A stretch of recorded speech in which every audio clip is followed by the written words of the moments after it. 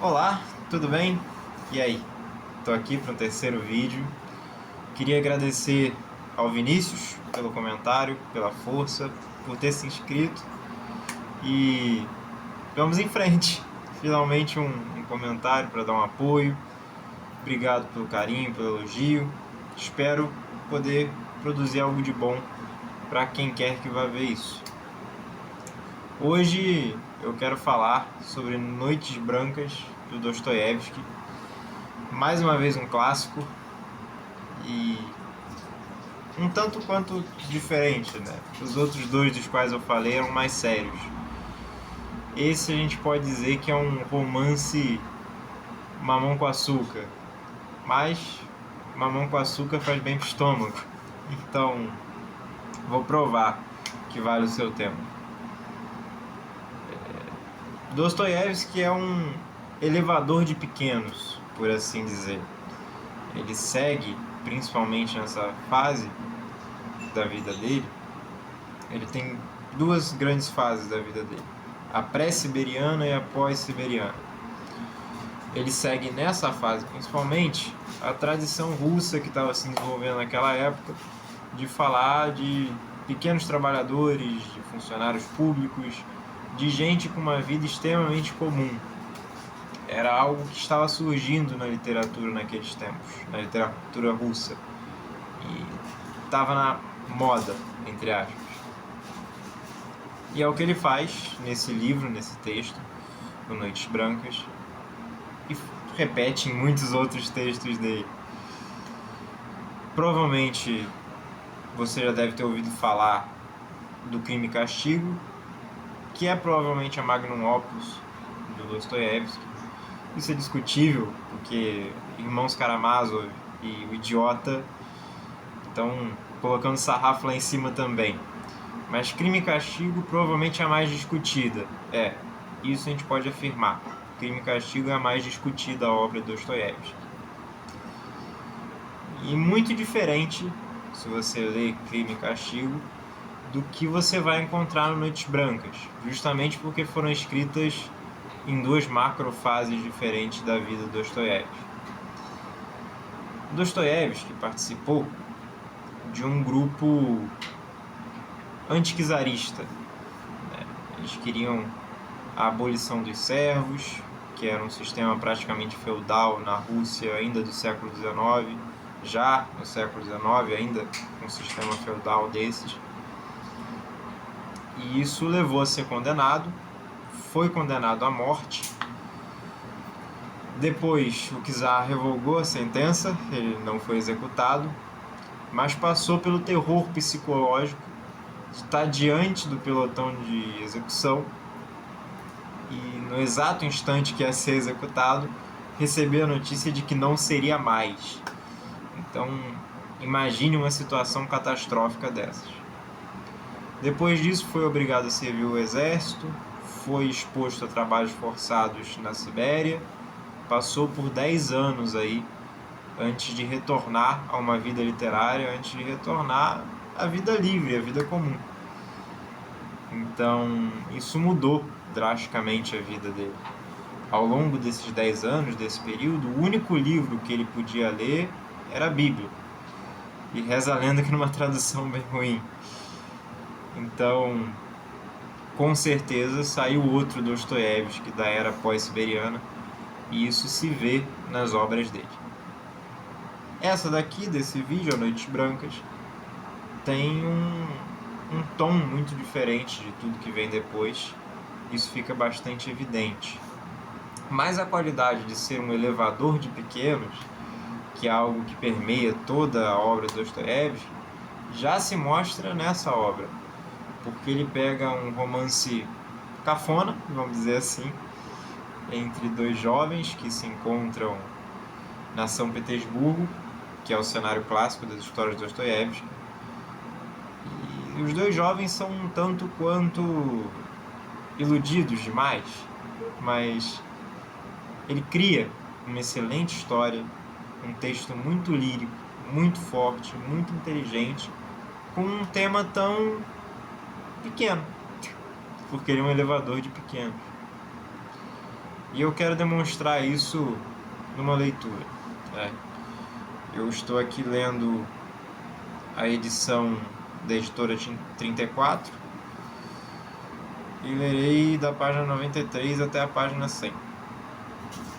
Então vamos lá. Ah, meu Deus!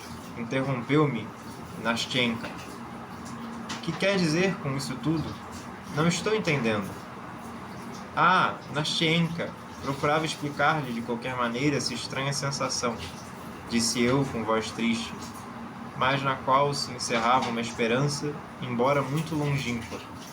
Está bem, muito bem, mas não continue, exclamou ela com rapidez. Num instante tinha percebido tudo, a velhaca. Pôs-se muito faladora e alegre e até vulgar. Agarrou-se ao meu braço, ria, falava, esforçava-se porque eu também me risse, e qualquer palavra minha mais comovida arrancava-lhe logo uma grande e sonora gargalhada. Comecei a sentir-me um tanto aborrecido e ela então se pôs a coquetear comigo. Sabe de uma coisa? Disse. Confesso-lhe que estou um tanto desapontada por você não ter se apaixonado por mim. Por aí se vê que as mulheres nunca podem acreditar nos homens. No fim de contas, não tem outro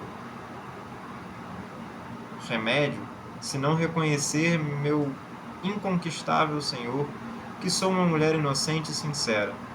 Eu digo-lhe tudo, tudo, qualquer que seja a maluqueira que me venha à cabeça. O quê? Escute, 11 horas, disse eu quando se ouviu ao longe a primeira badalada vagarosa do relógio da torre. Ela calou-se, o seu riso desvaneceu-se e pôs-se a contar as badaladas. É verdade, já são 11 horas, disse finalmente com uma voz um tanto insegura e perplexa. Depois lamentei tê-la interrompido e deixei a contar as badaladas do relógio. E recriminei-me a mim próprio da má intenção que me tinha impelido. Senti-o por ela, e não sabia como havia de reparar a minha falta. Procurei consolá-la e arranjar razões que justificassem a ausência do outro. Citei vários exemplos, formulei conclusões e, na verdade, nunca ninguém se deve ter deixado convencer com mais facilidade do que ela, naquele momento, como qualquer de nós teria igualmente acolhido, em semelhantes circunstâncias, uma palavra de consolo, e teria mesmo agradecido a mais insignificante justificação. Sim, e, além disso, continuei, defendendo o outro cada vez com maior resolução, e ao mesmo tempo muito impressionado pela claridade dos meus próprios argumentos. Ele não podia vir hoje. A Nastyenka contagiou-me a sua inquietação e o seu desassossego, a tal ponto que me esqueci do tempo. Mas lembre-se que ele talvez só agora tenha recebido a sua carta. Suponhamos que, por qualquer motivo, se vê impossibilitado de vir pessoalmente e tem de escrever-lhe. Assim, só amanhã é que poderá receber a carta dele. Eu irei até lá amanhã muito cedo e digo-lhe o que se passa. E podemos ainda supor muitas outras coisas, igualmente prováveis. Suponhamos, por exemplo, que, quando a carta chegou, ele não estava em casa e que por isso ainda não leu. Tudo é possível. Bem, isso é verdade, concordava logo Nastyenka. Não me tinha lembrado disso. Claro que tudo é possível, confirmava com voz condescendente e cheia de conformidade, mas na qual, no entanto, como uma leve e desagradável dissonância, transluzia um pensamento diferente. Então vamos fazer uma coisa. Amanhã, muito cedo, você vai à casa dessas pessoas, conhecidas, e, se elas tiverem qualquer coisa para mim, vem logo dizer-me. Sabe onde eu moro? Indicou-me a sua morada. Depois, de um momento para o outro, pôs-se outra vez muito carinhosa para comigo, e ao mesmo tempo parecia tomada de uma certa timidez. Na aparência, dir-se-ia que me escutava com muita atenção. Mas quando eu lhe fiz uma pergunta, ficou calada e afastou os olhos dos meus, perturbada. Eu me inclinei um pouco para a frente para poder ver-lhe o rosto, e na verdade ela estava chorando. Mas o que é isso? Você está parecendo um neném, uma garotinha sem pingo de juízo. Vamos, para que essas lágrimas? Ela tentou sorrir e dominar-se, mas o rosto estremecia-lhe e o seu peito agitava-se cada vez mais. Estava pensando em você, disse ela após um silêncio. É tão bondoso. Seria preciso que o meu coração fosse de pedra para que eu não sentisse isto. Sabe o que pensei? Pus-me a compará-los, aos dois. Por que é que ele não há de ser você? Por que não será ele como você? Ele vale muito menos e, no entanto, eu gosto mais dele do que de você. Eu não respondi, mas ela parecia esperar que eu fizesse qualquer observação. É possível que eu não o compreenda e que não o conheça muito bem.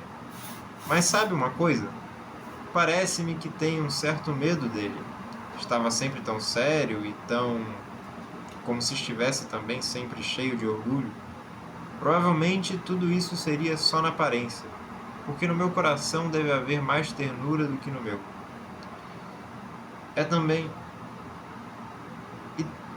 também sei como ele me olhava quando me apresentei no seu quarto com o embrulho da minha roupa, e no entanto é assim. É como se ele estivesse muito acima de mim. Sim, como se não fôssemos os dois da mesma condição, como se pertencêssemos a classes sociais diferentes. Não, Nastienka, tudo isso significa apenas que você o quer mais do que a ninguém neste mundo, e até muito mais do que a si mesmo. Bem, pode ser que seja assim, respondeu Nastienka ingenuamente. Mas sabe a ideia que me veio agora mesmo? Que daqui em diante já não falo mais nele, mas de coisas comuns. Já há muito que o tinha pensado. Explique-me, por que não havemos todos de ser como irmãos uns para os outros? Por que motivo, quando nos encontramos diante de outra pessoa, mesmo que ela seja a melhor do mundo, havemos sempre de esconder e de calar qualquer coisa? Por que não havemos nós todos de dizer com absoluta sinceridade aquilo que trazemos no coração, quando sabemos muito bem que as nossas palavras não seriam em vão? Parecemos todos mais frios e taciturnos do que somos na verdade. Dir-se-ia que as pessoas têm medo de se comprometerem, expondo com franqueza os seus sentimentos. Ah, Nastienka, você tem muita razão. Mas isso deve-se a várias causas, respondi eu, ao mesmo tempo que me fechava melhor na minha concha e guardava para mim os meus mais íntimos sentimentos. Não, não, contradisse ela com profunda convicção. Você, por exemplo, não é como os outros. Desculpe-me, não sei como explicar, mas parece-me que, por exemplo, neste momento... Sim, parece-me que precisamente neste momento está fazendo um sacrifício por mim, disse ela, quase balbuciando e olhando-me de fugida. Desculpe-me de lhe falar assim. Sou uma jovem simples, mal conheço ainda a vida e, verdadeiramente, muitas vezes nem sei explicar-me bem. Acrescentou com uma voz em que se vibrava um sentimento oculto, enquanto se esforçava por sorrir. Mas quero dizer-lhe que estou muito grata, que sei muito bem e que sinto. Desejo que Deus lhe dê todas as felicidades. Quanto àquilo que me contou, acerca dos meus sonhos, parece-me que não é verdade. Isso não tem nenhuma relação com a sua pessoa. Você tem de ser bom e, acima de tudo, pelo que me disse, vejo bem que é um homem diferente. Mas é claro que se alguma vez se apaixonar, queira Deus que seja muito feliz. E para essa a quem você vier a amar, nem é preciso desejar mais nada, pois, em sua companhia, por força que há de ser feliz. Digo-lhe eu que sou mulher, pode acreditar. Calou-se e trocamos um amistoso aperto de mãos. Eu também estava muito comovido para poder falar. Ficamos ambos calados. Sim, já não virá hoje, disse ela por fim, levantando a cabeça.